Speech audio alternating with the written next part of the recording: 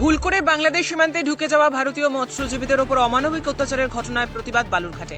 কাকদ্বীপের মৎস্যজীবীদের পাশে দাঁড়াতে এদিন বালুরঘাটের বিভিন্ন এলাকা সহ দক্ষিণ দিনাজপুর জেলা প্রশাসনিক ভবনের প্রাচীরে পোস্টার সাটানো হয় উত্তরবঙ্গ মৎস্যজীবী ফোরামের পক্ষ থেকে। মৎস্যজীবী ফোরামের দক্ষিণ দিনাজপুর জেলা কোঅর্ডিনেটর বিশ্বজিৎ বসাক জানান, কাকদ্বীপ সহ বিভিন্ন এলাকার মৎস্যজীবীদের প্রত্যর্পণের মাধ্যমে তারা দেশে ফিরেছেন। তাদের ওপর অমানবিক অত্যাচার করা হয়েছে বাংলাদেশে।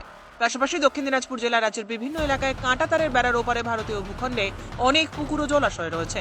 সেই সব জায়গায় মৎস্যজীবীদের মাছ চাষে বাধা, মাছ ধরে নিয়ে যাওয়ার ঘটনা ঘটেছে। মৎস্যজীবীদের ওপর অত্যাচারের ঘটনায় সাধারণ মানুষকে গর্জে ওঠার আহ্বান জানিয়ে তাদের পাশে থাকার আর্জি জানায় উত্তরবঙ্গ মৎস্যজীবী ফোরাম। সেদিনকে একটা বন্দি প্রত্যর্পণ চুক্তি হয়েছে, প্রত্যর্পণ হয়েওছে হলদিয়ার পাশে।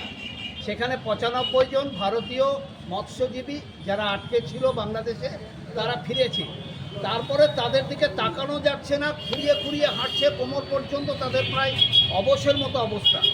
প্রচণ্ড কুয়াশা, ঝড়ের মধ্যে হয়তো একটু সীমানা লঙ্ঘন হতেই পারে, একটা নৌকা নিয়ে যাচ্ছি, লঙ্ঘন হয়ে গেছে। এমনভাবে বাংলাদেশ বর্ডার গার্ড, বিজিবি, তারা উপকূল বাহিনী, তারা এমনভাবে তাদেরকে আটকে দিচ্ছে, আটকে দিয়ে প্রচণ্ড মারধর, কোমর থেকে বড় বড় বাঁশ দিয়ে, লোহার রড দিয়ে তাদের উপরে অত্যাচার, জেলখানাতে অত্যাচার, এগুলো মেনে নেওয়া যায় না। অমানবিক ব্যাপার। এই অত্যাচারের বিরুদ্ধে আমরা গোটা জেলার মানুষকে বলছি, গর্জে উঠুন। তাই পোস্টারটা আমরা লাগিয়েছি। কাকদ্বীপের মৎস্যজীবীর সাথে সাথে উত্তরবঙ্গের দক্ষিণ দিনাজপুরের মৎস্যজীবীরাও তাদের পাশে আছে, এ কথাটা আমরা জানান দিচ্ছি।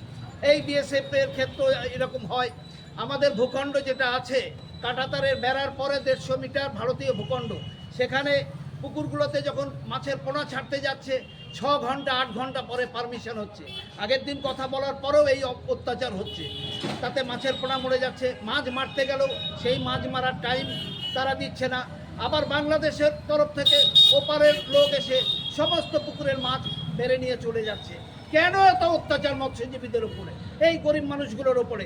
তাই তাদের উপরে অত্যাচারের বিরুদ্ধে গোটা দেশের মানুষকে, রাজ্যের মানুষকে, দক্ষিণ দিনাজপুরের মানুষকে গর্জে ওঠার কথা আমরা বলছি। এটা মেনে নেওয়া যাবে না। একদিকে বিএসএফের অত্যাচার, অন্যদিকে বিজিবি, বাংলাদেশ বর্ডার গার্ডের অত্যাচার, এটা আমরা মানব না। ব্যুরো রিপোর্ট, উত্তরের প্রহরী।